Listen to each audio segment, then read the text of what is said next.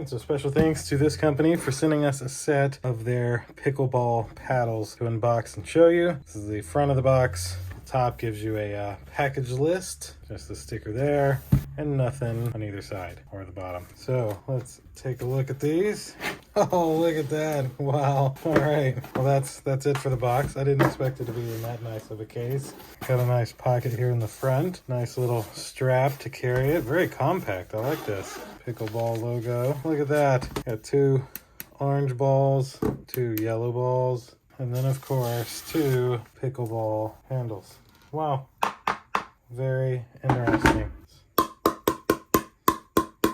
So we're gonna have to go play some pickleball now. Just make sure. Yep, that's everything that's in there. Very nice little setup here. So 4 balls, carrying case, and 2 handles. Feels like great quality. It'll lift off. See what the handle really...